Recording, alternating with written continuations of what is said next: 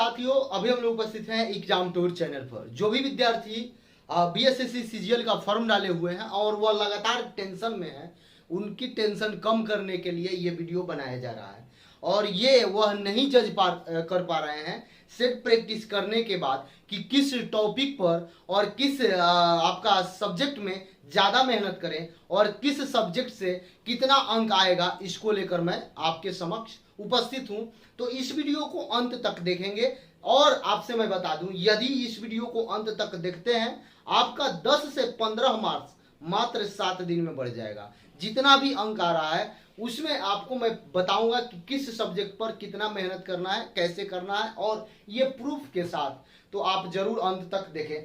सबसे पहले बता दें, प्रथम बीएसएससी सीजीएल यानी पहली बार सचिवालय सहायक का एग्जाम जो हुआ 2010 में हुआ, और 2010 में जो सचिवालय सहायक का एग्जाम हुआ उसका पैटर्न क्या था, किस पैटर्न पर पूछा गया और किस सब्जेक्ट से कितना क्वेश्चन पूछा गया पीटी और मेंस में, उसको एक्सप्लेन देखेंगे। और एक बात बता दें, उसको देखते हुए आप समझने का प्रयास करेंगे कि इस बार का पैटर्न क्या होगा। या आपको बता दें कि इसके पहले यानी कि 22 से पहले 15 में एग्जाम हुआ था, उसके बारे में भी मैं आपको बताऊंगा। तो सबसे पहले इस वीडियो को देखें।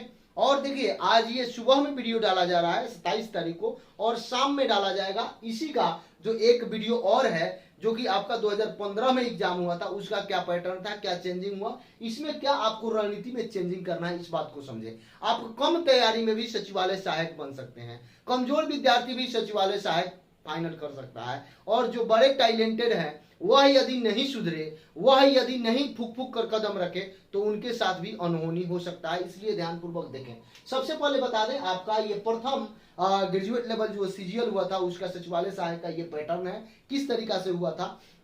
आपसे बताया गया है कि आपका जो जीके जीएस होगा वो 50 पूछा जाएगा, मैथ्स जो होगा वो 25 पूछा जाएगा, और आपसे बताया गया है कि साइंस में 25 प्रश्न रहेंगे, रीजनिंग में 50 प्रश्न रहेंगे, कुल 150 प्रश्न आपको पूछा जाएगा। तो इसमें ध्यान दें। सबसे पहले बता दें, जीके जीएस जो 50 प्रश्न पूछा गया था उस बार पीटी में, उसमें यहां देखिएगा 50 प्रश्न पीटी में पूछा गया था। उसमें हिस्ट्री से कितना था, तो हिस्ट्री से 16 प्रश्न था। तो आप जानते हैं कि बिहार में कोई भी कॉम्पिटिटिव एग्जाम होता है उसमें हिस्ट्री से ठीक ठाक प्रश्न रहते हैं। यदि उस बार 16 था तो इस बार 10 भी रह सकता है, उस बार 16 था तो इस बार 8 भी रह सकता है, और उसमें मॉडर्न से अधिक था। तो इसलिए आपको थोड़ा सा विशेष ध्यान देना है। हिस्ट्री में क्या करना है, बौद्ध धर्म, जैन धर्म और जो भी यहाँ पे आपका बिहार से रिलेटेड वंश है उनको विशेष फोकस करना है।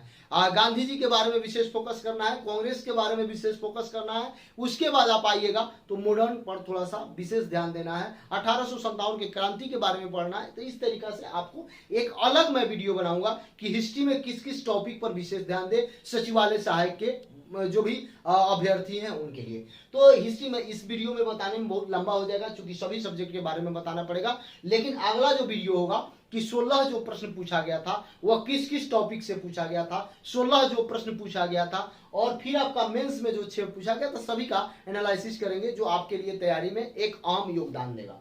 तो हिस्ट्री की बात करेंगे तो आपका 16 पूछा गया था। वहीं विविध की बात करेंगे तो उसमें 10 पूछा गया था। विविध में आप चले आइए, जो सब्जेक्ट को विविध में बनाया जाता है, जिसे करंट वगैरह हो जाता है, हिस्ट्री में हो जाता है, सभी सेक्शन से इसमें विविध में डाला जाता है। तो जो सभी में नहीं शामिल हुए उसको हम विविध में कलेक्ट किए हुए। करंट में चले जाइए तो करंट अफेयर से 9 प्रश्न पूछा गया था, एक इस बार भी पूछा जाएगा। करंट अफेयर आपको नहीं छोड़ना है। तो हम करंट अफेयर में बताएंगे कि कहां कहां से प्रश्न पूछा जा रहा है, किस तरीका से। उस बार ज्योग्राफी 8 प्रश्न पूछे गए थे, और आपका पॉलिटी से 2 प्रश्न पूछा गया था, दोनों साधारण प्रश्न थे। इको से यानी कि इकोनॉमिक्स से 1 प्रश्न पूछा गया था।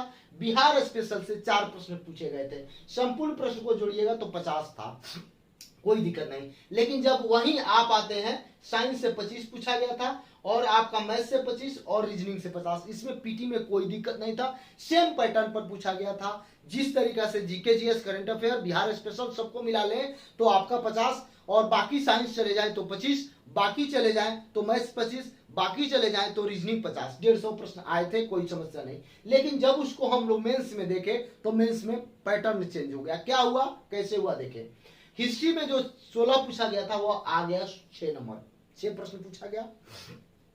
जो विविध आपका 10 पूछा गया था वह दोगुना कर दिया गया, यानी कि 20 हो गया। तो आप इस बात को ध्यान देंगे, सार संग्रह, स्टैटिक जीएस, ये सब पर विशेष आपको फोकस करना है, विविध पर विशेष फोकस करना है, क्योंकि आपके एग्जाम में भी विविध से ज्यादा प्रश्न रहेंगे। ये सब कुछ मैं बताऊंगा कि किस सब्जेक्ट पर, किस टॉपिक पर, किस क्षेत्र में कितना मेहनत करना है, इस बात को समझें। उसके बाद करंट अफेयर 8 प्रश्न था, तो आप जानते हैं करंट अफेयर से वर्तमान समय में भी 8 से 10 प्रश्न रहेंगे, इस बात को आप समझें। आप आ जाइए, ज्योग्राफी में 16 प्रश्न हो गए थे, पॉलिटी में 5 प्रश्न हो गया था। पॉलिटी यदि आप अच्छा भी मेहनत करते हैं तो भी बना लेंगे, यदि थोड़ा सा कम बहुत मेहनत करते हैं तो भी आप पॉलिटी से प्रश्न बना लेंगे। इकोनॉमिक्स से चले जाइए तो 3 प्रश्न था, बिहार स्पेशल से 3 था, और कुल उस समय जो मेंस में हुआ तो 61 प्रश्न पूछ दिए गए, यानी कि 11 प्रश्न एक्स्ट्रा पूछा गया था। अब थोड़ा सा ध्यान देंगे, बिहार स्पेशल जो भी बच्चे हैं सचिवालय सहायक के, उनको मैं बता दूं, बिहार स्पेशल आप ज्यादा ध्यान नहीं भी देंगे तो भी प्रश्न बनाएंगे। बिहार स्पेशल में वैसा प्रश्न पूछा जाता है, लेकिन आपको पढ़ना पड़ेगा, इस बात को ध्यान देंगे। अब आ जाइए, तो जब यहाँ 61 कर दिया तो 11 प्रश्न तो कम करना पड़ेगा। तो क्या हुआ कि साइंस में जो 25 पूछा गया था वह 30 कर दिया गया, यानी 5 बढ़ गया। आप मैथ्स में जो 25 पूछा गया वह 15 हो गया मेंस में। वही रीजनिंग का जो 50 पूछना चाहिए वह 44 हो गया। तो थोड़ा सा ध्यान देंगे, पीटी में लगभग नहीं कभी किया गया है, लेकिन मेंस में थोड़ा बहुत इधर उधर हो जाता है। हम 15 वाला भी एनालिसिस करके आपको बताऊंगा। तो यहाँ पे अब आ जाइए, आपको हिस्ट्री में थोड़ा सा ध्यान ज्यादा देना पड़ेगा और सबके अपेक्षा, ज्योग्राफी में भी ध्यान देना पड़ेगा, विविध में भी ध्यान देना पड़ेगा, करंट में भी ध्यान देना पड़ेगा। इसके बावजूद जो आपका जीके जीएस है उस पर थोड़ा सा कम ध्यान देना है। हिस्ट्री में ज्यादा, क्योंकि बिहार से है, बौद्ध धर्म, जैन धर्म, ये सब। ज्योग्राफी में भी ज्यादा, विविध में भी ज्यादा, करंट अफेयर ज्यादा, बाकी जो इकोनॉमिक्स हो गया, पॉलिटी हो गया, ये सब पर थोड़ा सा कम भी ध्यान देंगे तो आपको कोई खास दिक्कत नहीं है, यहीं से नंबर आपको उठाना है। अब आइए थोड़ा सा ध्यानपूर्वक देखेंगे क्या क्या करना है, क्या नहीं करना है, ये आपकी एक रणनीति होना चाहिए। प्रथम जो सीजीएल में पूछा गया था, कम से कम कोशिश करें कि अब 8 घंटा पढ़ें, कम से कम, क्योंकि अक्टूबर जो दिया गया है, अक्टूबर में संभावना बहुत कम है, फिर भी मान के हम चले, क्योंकि डेट दिया गया है, सभी जिला पदाधिकारी को भेज दिया गया है सेंटर अलॉट करने के लिए। यदि हो जाता है तो मान लीजिए अक्टूबर में भी हो जाए तो कोई दिक्कत नहीं, आप तैयार रहें। यदि बढ़ता है तो कोई बात नहीं, आप रिवीजन करेंगे। यदि नहीं बढ़ता है तो आप इतना तैयारी कर लें कि उस डेट में आपका एग्जाम हो तो आप क्वालिफाई करें।